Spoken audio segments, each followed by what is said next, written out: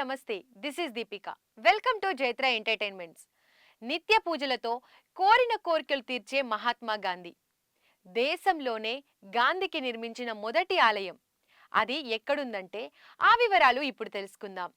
సాధారణంగా దేవుళ్లకు గుడులు కట్టి పూజిస్తాం, మొక్కులు చెల్లించుకుంటాం. కానీ భారతదేశానికి స్వతంత్రం తీసుకురావడంలో కీలక పాత్ర పోషించిన మహాత్మా గాంధీకి కూడా ఆలయం ఉందని మీకు తెలుసా? గాంధీ జయంతి నాడు అందరూ ఆ జాతిపిత త్యాగాలను గుర్తు చేసుకుంటారు. కానీ అక్కడ మాత్రం గుడికి వెళ్ళి ప్రత్యేక పూజలు చేస్తారు. అదే కాలక్రమంలో కోరిన కోర్కెలు తీర్చే బాపూజీ ఆలయంగా ప్రసిద్ధిగాంచింది. మరి గాంధీజీ దేవాలయం ఎక్కడ ఉందో, ఆ గుడి విశేషాలేంటో ఈ వీడియోలో చూద్దాం. స్వతంత్ర పోరాటంలో భారతీయులను ఏకం చేసి అహింసా మార్గాన్ని అనుసరించి దేశానికి స్వేచ్ఛా వాయువులు అందించడంతో జాతిపిత మహాత్మా గాంధీ కీలక భూమిక పోషించారు. అందుకే అక్టోబర్ 2 నాడు గాంధీ జయంతి కాగా దేశవ్యాప్తంగా ఆ మహాత్ముడి త్యాగాలను గుర్తు చేసుకుంటారు. అయితే తెలంగాణలో మాత్రం ఆయనకు నిర్మించిన గుడికి వెళ్లి ప్రత్యేక పూజలు చేస్తున్నారు. నల్గొండ జిల్లా చిట్యాల మండలం పెద్ద కాపర్తి గ్రామ శివారులో విజయవాడ హైదరాబాద్ జాతీయ రహదారిని ఆనుకొని 4 ఎకరాల విస్తీర్ణంలో మహాత్మా గాంధీ గుడి నిర్మించారు. ఈ గుడికి 2012లో మహాత్మా గాంధీ చారిటబుల్ ట్రస్ట్ ఆధ్వర్యంలో భూమి పూజ చేయగా 2014 సెప్టెంబర్ 17న ఆలయంలో మహాత్మా గాంధీ పాలరాతి విగ్రహాన్ని ప్రతిష్ఠించారు. దేశానికి స్వతంత్రం తెచ్చిన మహనీయుని జ్ఞాపకాలు భావితరాలకు అందించాలని, దేశానికి వారు చేసిన సేవలు ముందు ముందు తరాలు తెలుసుకోవాలనే ఆలోచనతో ఈ గాంధీ గుడిని నిర్మించారు.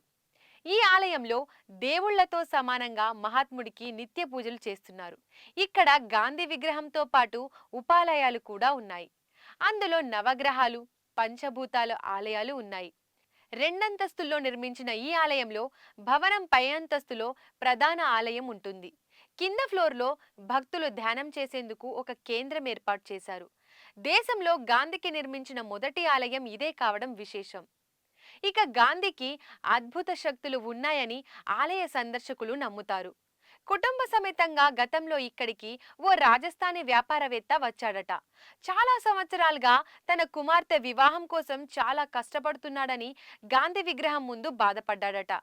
అయితే ఈ ఆలయాన్ని సందర్శించిన కొద్ది రోజుల్లోనే ఆమెకు పెళ్లి సంబంధం కుదిరింది. బెంగళూరులో పనిచేస్తున్న ఓ కేంద్ర ప్రభుత్వ ఉద్యోగి విషయంలో కూడా అలాగే జరిగింది. అంతేకాదు, గాంధీ గుడి దర్శనం చేసుకున్న కొద్ది రోజుల్లోనే మళ్ళీ ఆమె తను కోరుకున్న విశాఖపట్నంకు బదిలీ అయ్యింది. ఇలాంటి గాంధీజీ మహత్యాలను ఇక్కడకు వచ్చే భక్తులకు ప్రధాన పూజారి చెబుతుంటారు. అందుకే ప్రతి గాంధీ జయంతి రోజున సమీప గ్రామాల నుండే కాకుండా దూర ప్రాంతాల నుండి కూడా పెద్ద సంఖ్యలో సందర్శకులు ఈ ఆలయానికి వస్తారు. రోజంతా భజనలు చేస్తారు. ఈ ఆలయంలో గాంధీ తత్వానికి అంకితమైన గ్రంథాలయం కూడా ఉంది. భగవద్గీత, ఖురాన్, బైబిల్ వంటి గ్రంథాలు ఈ లైబ్రరీలో ఉంచారు. ఇక్కడ గాంధీ వారికి సంబంధించిన పుస్తకాలు, స్వతంత్ర ఉద్యమం నాటి జ్ఞాపకాలకు సంబంధించిన గ్రంథాలు అందుబాటులో ఉన్నాయి. ఈ ఆలయాన్ని ప్రతిరోజు ఉదయం 6 గంటలకు ప్రధాన పూజారి సుప్రభాతం కీర్తనలతో తెరుస్తారు.